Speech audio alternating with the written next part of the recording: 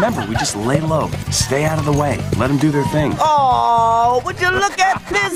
You gotta go back in your mama's belly, because you're too cute to be out here in the real world right now. Nip off, you nothing. Whoa, what the? Marty, they're professionals, come on. Woo, you look gorgeous. All right, animals, we may be your new owners, But we don't want to reinvent the circus wheel here, so just go out, do what you do. Just think of this as a fun warm-up for that promoter in London. Right, Marty?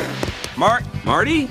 I want to be a circus host. We could bang you white and then bang you pink. Awesome. not laying very low, are we, Marty? Sonia! Where's the bear?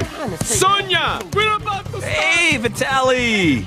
Got your game face on. Yeah, good game face. What is that cat's problem?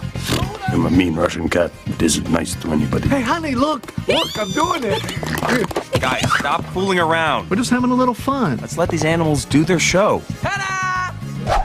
Da-da-da-da-da-da-da, circus, da-da-da-da-da-da-da, Afro, circus, Afro, polka dot, Afro. The moment everyone is discussing had to do with, shocker, another referee moment benefiting the Kansas City Chiefs. And I don't like to play the refs are biased game, but how can fans possibly think anything else given these calls? So in the second half, Bishop and Worthy go up for a loose ball. It appears to come down sort of between them, and it's ruled Chiefs ball, and on review, that is upheld. Now, there's a rule about simultaneous catches. I don't think it's really important here. Worthy, quite simply, just does not have possession at any point. They did something on the broadcast which was helpful. Look at the glove color. Worthy has white gloves. Look where the one white glove is as the ball hits the ground. There is no shot that is possession. It's not even close. People are talking about whether the ball moved while it hit the ground or not. That's not important. Look at the NFL rule. Part 3, Section 2, possession of the ball. It says it outright. It is a catch or an interception if, in the process of attempting to possess the ball, a player secures control of the ball prior to it touching the ground, and the control is maintained during and after the ball has touched the ground. The thing is, there's obviously no control of the ball. It's simple. He's in the process of getting it under control. He never does. His hand is making contact with the ball, but that is not enough. To call this a catch for the Chiefs is just mind-blowing to me. Would it have mattered? I don't know. I also don't think it should have been called an interception, and even if it had been, there was a penalty on the Bills, but still, they got a shot from right near the goal line. They'd go on to score, and just a tough look where at the start of the second, Patrick Mahomes would basically look down one of the referees and get a very light pass interference call, but we'll see. Ready to order your men down, Captain?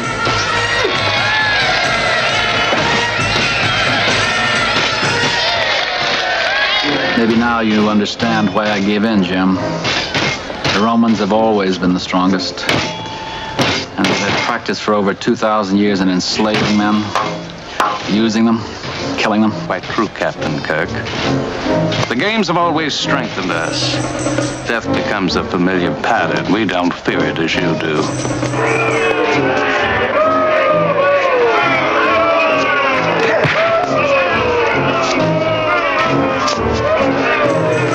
Defend yourself. I am defending myself. Like that, you fool. Hold your weapon higher.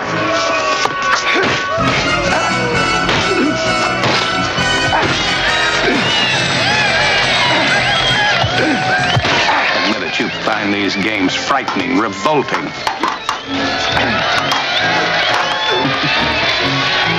Eagles versus the Chiefs, a rematch from 2 years ago, and fans are fired up about it. I'm really excited. This is unbelievable. I could probably cry, honestly. Super Bowl, just like you saw here tonight, Eagles domination, the best team in Eagles history. Yes, we bleed green. This is our town, this is our city, and we're going to bring it back. Our coverage tonight of the Birds' road to the Super Bowl continues until 11:35 here on NBC 10 News. And then you'll want to stick around for Eagles Game Day Final. That's where you'll see exclusive Eagles interviews. Really? Sonia! Where is Sonia the bear?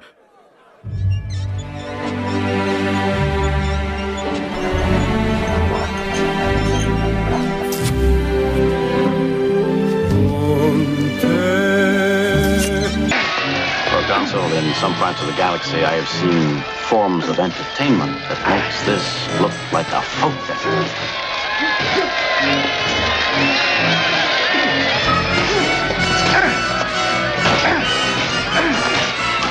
This isn't different, Captain. Those are your men dying, not strangers. I've had to select men to die before so that others could be saved. You're a clever liar, Captain Kirk. Marcus was a spaceship, Captain. I've observed him thoroughly. Your species has no such strength. He commands not just a spaceship, Proconsul, but a starship. A very special vessel and crew. I tried for such command.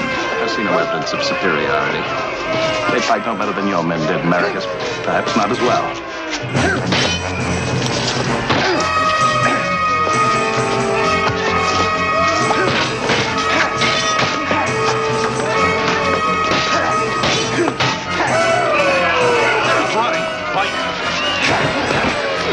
Need any help, Doctor? Whatever gave you that idea? Fight, you pointed-ear freak. Tell him, Buster. All the completely ridiculous, illogical questions I ever heard in my life.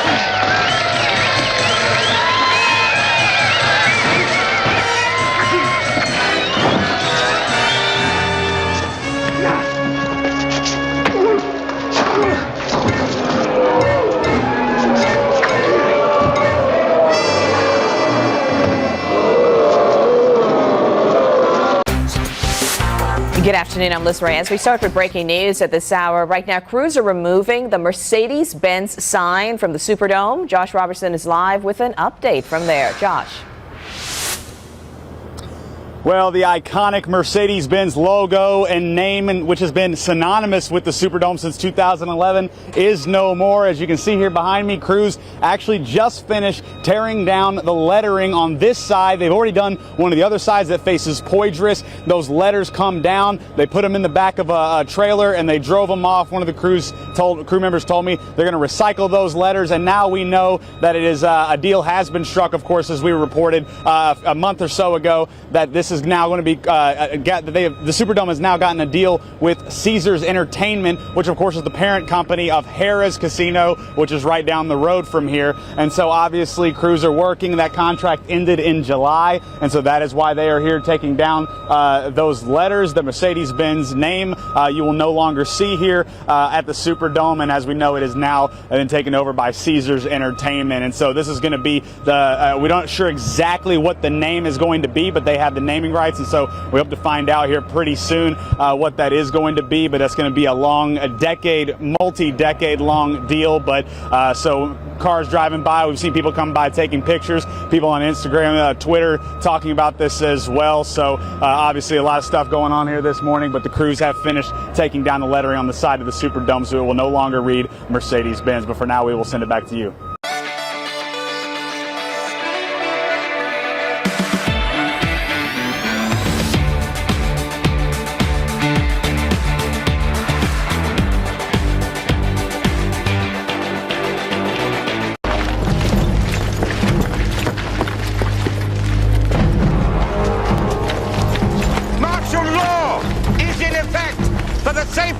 Of all citizens, groups of more than 3 men shall not congregate in public spaces. A curfew is in effect. Any person found on the street after dark will be subject to summary judgment. Long live General Gaius Julius Caesar, savior of our republic.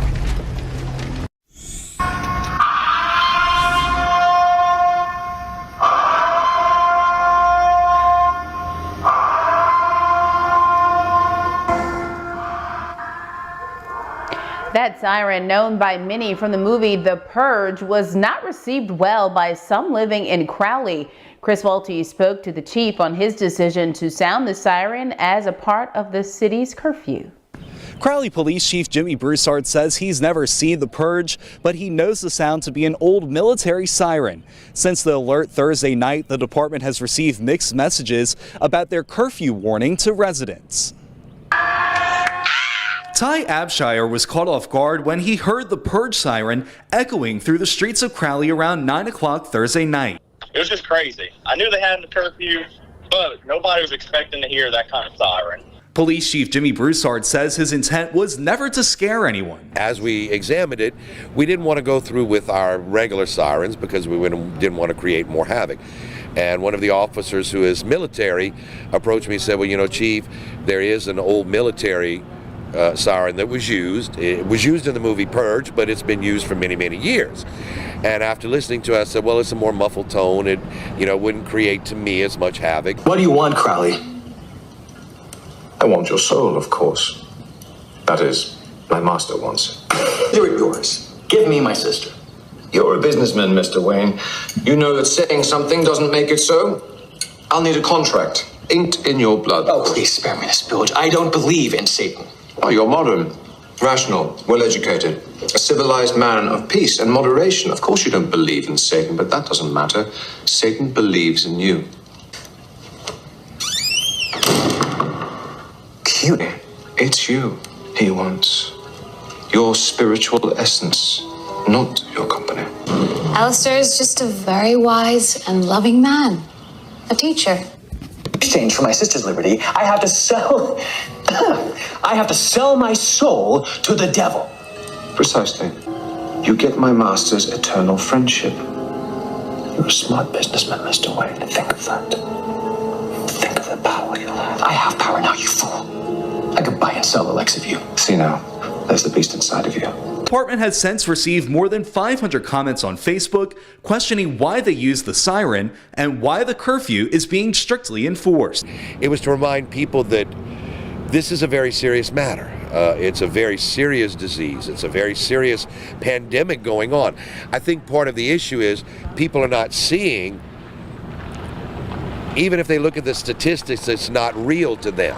Abshire says he understands the chief's intentions, but says people on Facebook are now going too far. A post on Facebook saying, oh, I know who I'm going to go kill tonight. Oh, it's your time. Oh, you have it coming. Things like that. So I just definitely thought a better siren could have been issued.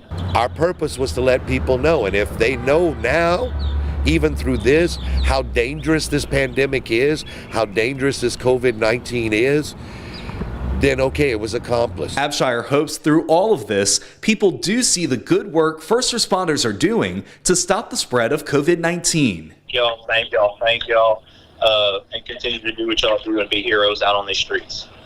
The chief says moving forward, he doesn't plan to use any sirens for a situation like this. In Crowley, Chris Welty, KATC TV3.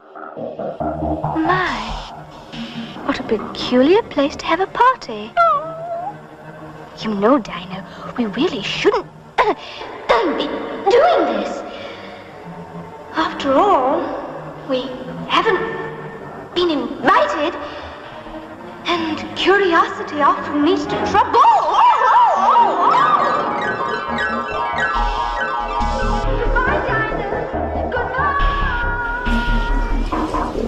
I imagine that right now you're feeling a bit like Alice. Tumbling down the rabbit hole?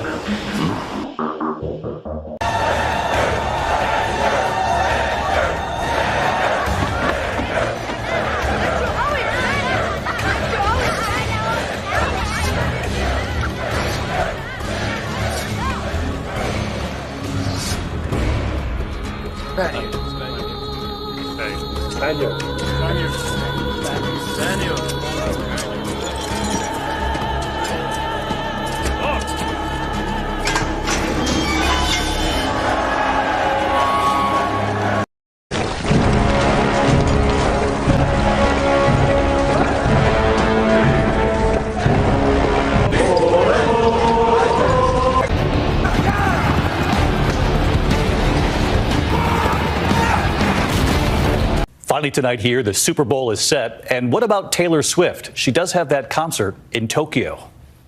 Tonight, the Super Bowl matchup is set. The 49ers are going to the Super Bowl. The San Francisco 49ers and the reigning champs, the Kansas City Chiefs. The Chiefs beat the 49ers 4 years ago at the Super Bowl. The 49ers this time are the current favorites, but not by much.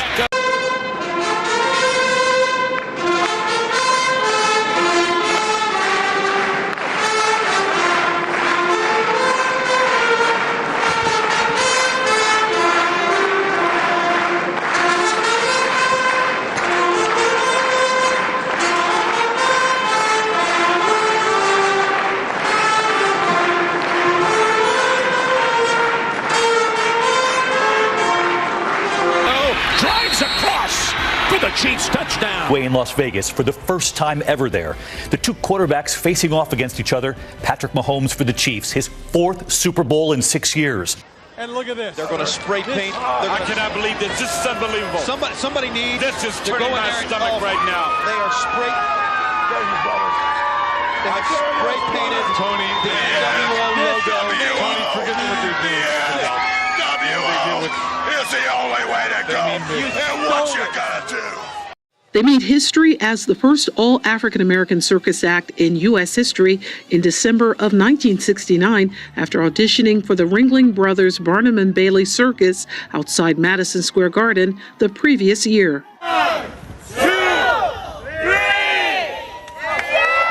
And on this day, the community joined City Council member Vanessa Gibson to pay tribute to the King Charles Troop Unicycle Club, founded by the late Jerry King, right here at 170th and Clinton Avenue, where he trained the first generation of unicyclists that included his son, Charles King, and Donald Kewash Stewart, whose children, including Sheena Stewart Davenport, traveled north from Atlanta to celebrate. I am so proud and so honored and so humbled that this legacy was left. Only one at the time. Stewart Davenport had no idea what her father was up to. The same could be said for Kim Anthony Jones, now director of the King Charles Troop, who in the late 70s joined a friend who was trying out for a sports team. I figured basketball or baseball, so I just tagged along. And to my amazement, we walked into this gym with over 20 plus guys doing all these athletic things on a one-wheel bike, and including playing basketball. Learning the sport from his father as early as 7 years old in this photo seen here, this was the vision of King's, who in 1918 saw a unicycle act and vowed to open the door for African Americans, something he fulfilled through guiding King and other first-generation riders like Stewart, who in turn taught and mentored others. The 49ers' Brock Purdy, the very last pick of the 2022 NFL Draft. I've never been the biggest, the fastest, the strongest, or any of that. I feel like I've always sort of had to fight for what I get and work for what I get. Mahomes saying overnight, we're the underdogs and we're ready.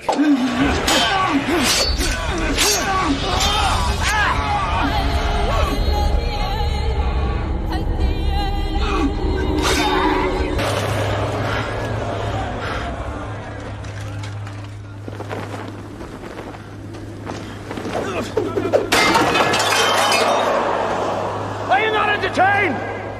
Are you not entertained? Is this not why you are here?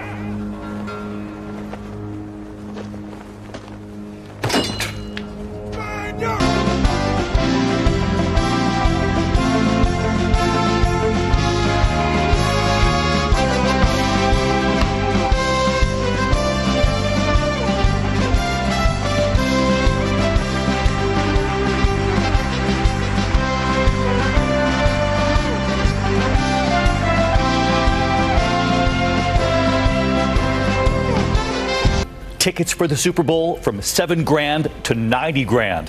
For halftime, R&B star Usher will perform. But the question tonight, will the other star be there? Travis Kelce with Taylor Swift. Taylor Swift on the field with Chiefs star tight end Travis Kelce. She has yet to confirm if she'll be at the Super Bowl. It turns out she's performing in Tokyo the night before the Super Bowl. But tonight, fans have already calculated her travel time and have determined she could easily make it to Vegas before kickoff.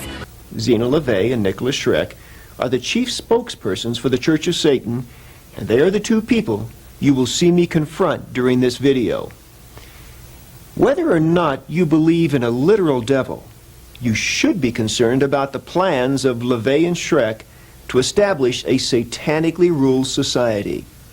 This interview was not a debate with my countering the viewpoint put forth by the Church of Satan. The purpose of this video was to divulge information regarding the agenda of the Church of Satan, facts that until now have been cloaked in rumor and contradiction. After seeing this video, I'm sure you will be appalled by the evil teachings of Satanism clearly evident in the statements of LaVey and Schreck. You may wish to use parental discretion for younger children during some parts of this video. And now, the first family of Satanism.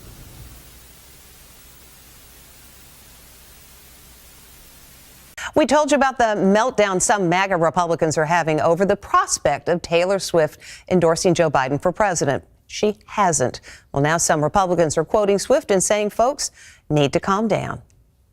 Leave Taylor alone. That's the message after reports claimed MAGA is planning a holy war against the star if she endorses President Biden.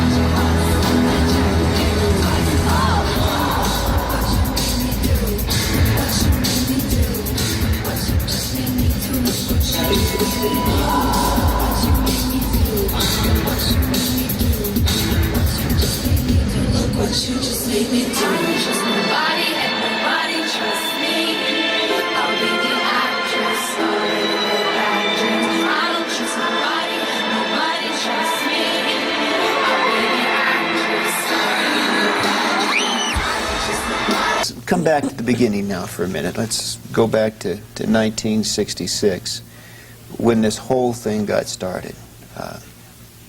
The suggestion is that your father hit on a good gimmick.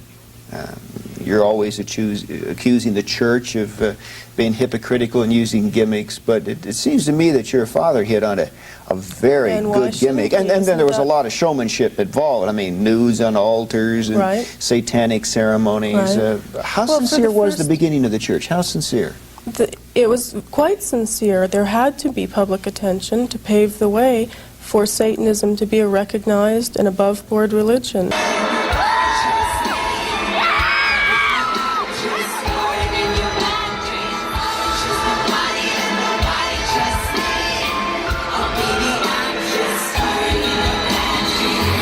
You don't have a movement without moving. And the archetype of the devil has always been as a showman. And he always admitted that. All artists, anyone who has a creative way of attracting attention has always been accused of having diabolical powers. Now, but what I find interesting is, although many people like yourself might think that he was only doing it as for gimmick's sake and because he was a good showman, you also complain that he won't come and be on your show. Yeah. So now, which is it? Would you rather have him be a good showman and come on your show? We've not got involved with politics or religion. Yeah, but this is on the home front. And also, back in the presidential election, I was in such a horrendous place that I wasn't going to pop my head out of the sand for anything. Why would you? I mean, does Bob Hope do it? Does Bing Crosby do it? Does Mick Jagger do it? Hell? Come on. No, what I'm saying right now is Bob Hope and First of all, these aren't your dad's celebrities and these aren't your dad's Republicans. Taylor Swift broke her silence on politics over the weekend, publicly backing two Democrats in Tennessee, where she votes. She announced in an Instagram post that she will vote for former Governor Phil Bredesen for the Senate and Congressman Jim Cooper for the House. Now, Swift expressed strong opposition to the Republican Senate candidate Marsha Blackburn, who is also running in November.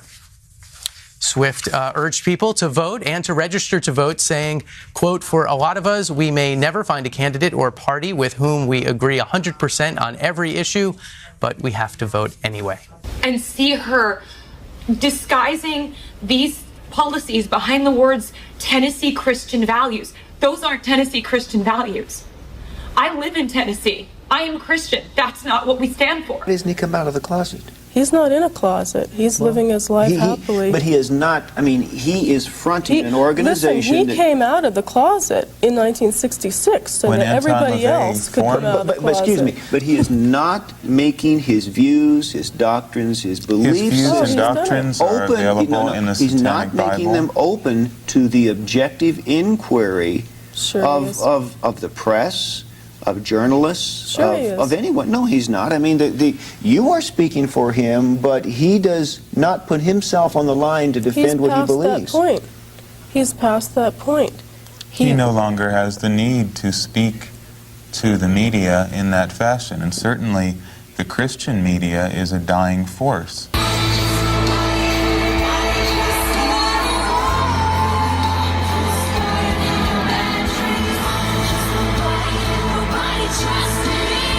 He's living his life. Wait. The Christian media is a dying force? The Christian media is now going through its last very extravagant death throes. Jim and Tammy Baker, where do you get these statistics Swaggart, from? all of the evangelists are slowly falling out of favor. And as we move into the Satanic century, we're going to see Christianity's last gasp. Well, now hang on, excuse me just a minute, Nicholas. You make some broad sweeping statements that do not have statistical validation. Now, while it is true that certain televangelists have had a marked drop in their audiences, overall, the growth of religious media in America is exploding. Can you quote me any statistics in regards to religious radio stations and religious television stations? Much more. Do you know how fast they are growing in this country? There's much more religious media than ever. That's not what I'm saying. And I think I'm saying that's a sign of the death throes of Christianity. You've given up your ideals, and now you're joining the devil's ranks, which is to entertain people. Bang! 1, 2, 3! He's in! Patriots win the Super Bowl! No one knows who the Patriots really are. Even my instructions come from a cutout. But you're the president. You have power. No, I'm just a figurehead. What? I don't have any control. The real power is in the Patriots' hands. The Patriots? The truth behind this country. Politics, the military, the economy.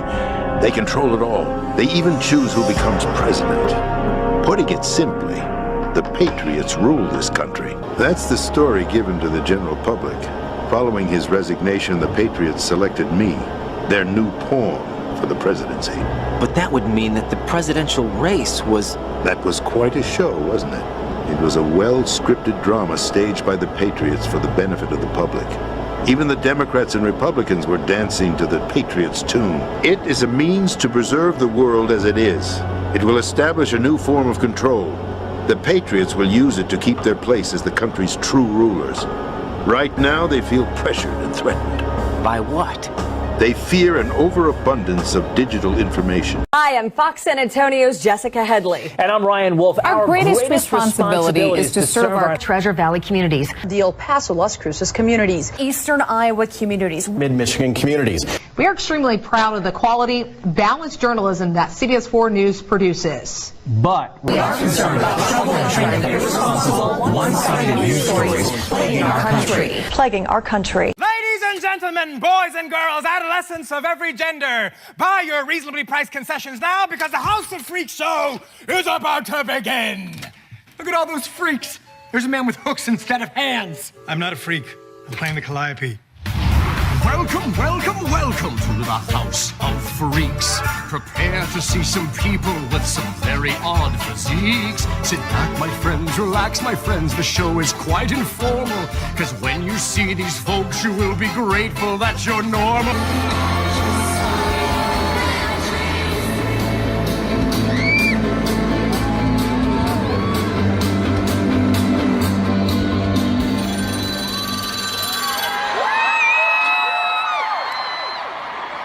Sorry, the O-Taylor can't come to the phone number. Why? Oh, because she's dead.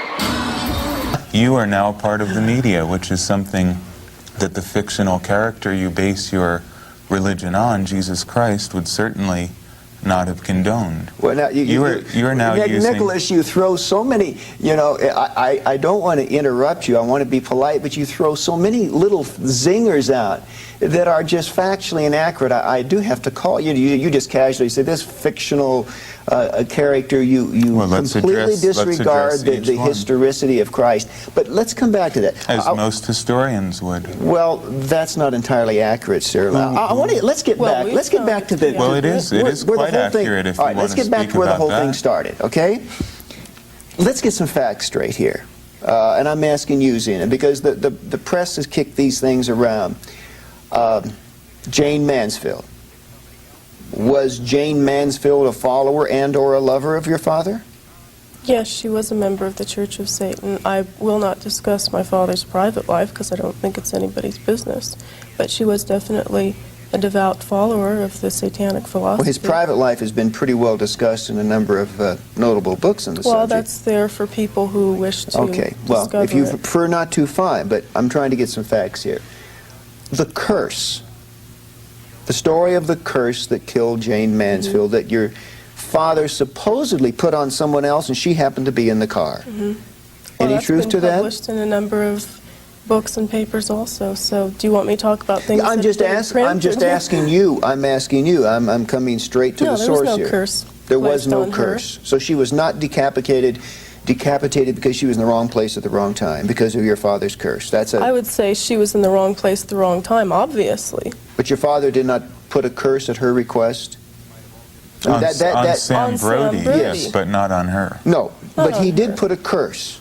And because she happened to be in the car with him when he was killed, she got killed too. Because she ignored Anton LaVey's request that she break communications with Sam Brody, warned her to stay away from her, so she did not do that. But your father did put a curse on Sam Brody. Okay, I'm just trying to get the story straight.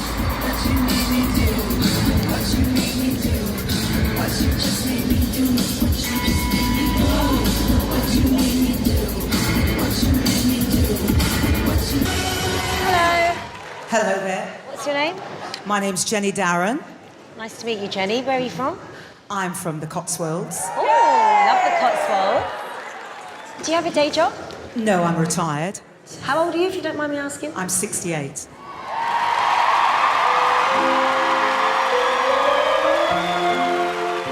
I grew up in a place called the Black Country, which is near Birmingham. Birmingham, like that, where everybody talks like that and gets higher and higher and higher when they speak. I'm retired now, you know, I pick up a pension. We're all getting older, aren't we? Yeah, exactly. And you think, well, do it now. Yeah, exactly. It's marvellous to perform at the London Palladium. It's the biggest part of English entertainment history. So that would be amazing to get those 4 yeses today. That would be lovely.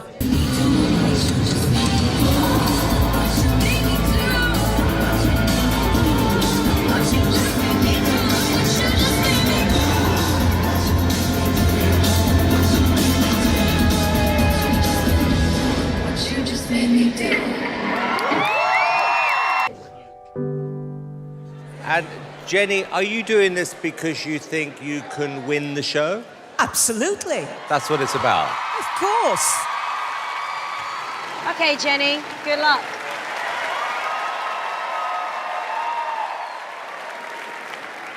Okay, just bear with me, campers.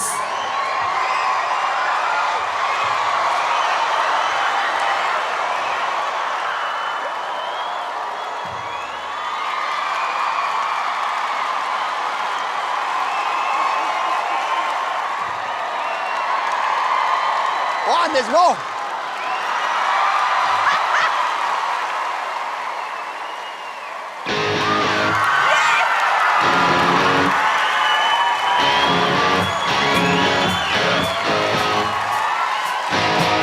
Feeling easy, feeling free. Woman, take it on a one-way ride. Don't say nothing, let me be. I got everything on my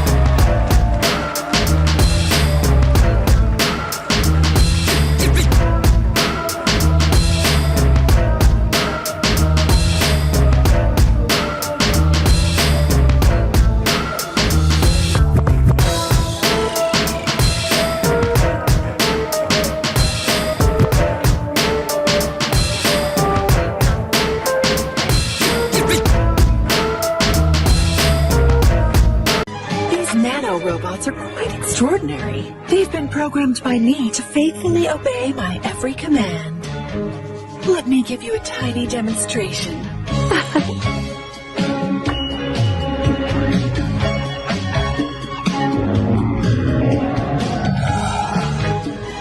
As you can clearly see, I have everything under control. You can see my computer program's nanomachines at work. Watch how fast they suck the hooks out of these students.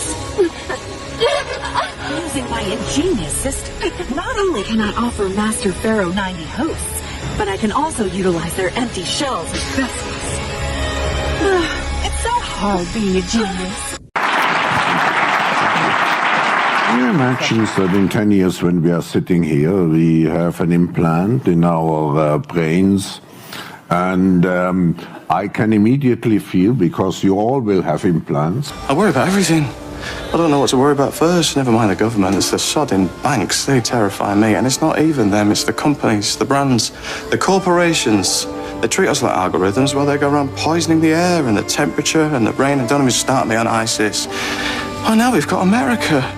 Never thought I'd be scared of America in a million years, but we've got fake news and false facts. I don't even know what's true anymore. What sort of world are we in? Because if it's this bad now, what's it going to be like for you? Huh? 30 years' time? 10 years? 5 years?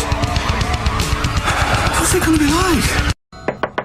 The White House Correspondents' Dinner, one of the Capitol's biggest social events, returned on Saturday for the first time in 3 years. The event went on despite concerns about COVID. As Ed O'Keefe shows us, high-profile celebrities joined journalists and government figures, including President Biden. I'm really excited to be here tonight with the only group of Americans with a lower approval rating than I have. Armed with a few one-liners, President Biden was the first commander-in-chief to headline the White House Correspondents' Dinner since 2016. This is the first time the president attended this dinner in 6 years.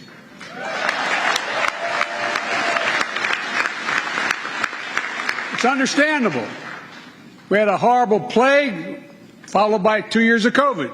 The gains have been substantial, both for ourselves and for you, the human power elite. You have given us entree to the resources we need in our ongoing quest for multidimensional expansion. You still don't get it, do you, boys? There ain't no countries anymore. No more good guys. They're running the whole show. They own everything.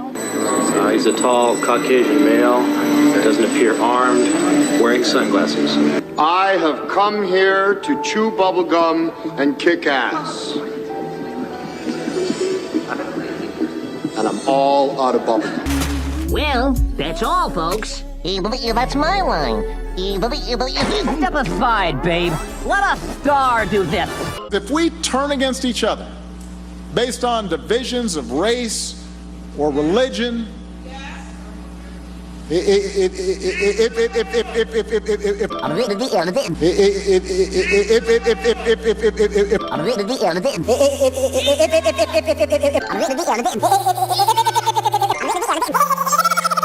Come on, try getting it out. Ding, ding, ding, ding, ding, ding. That's all! That's all, folks! Can I go home now?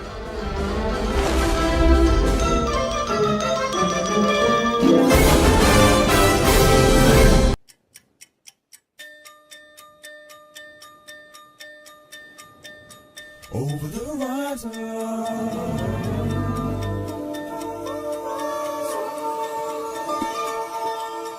Over the horizon.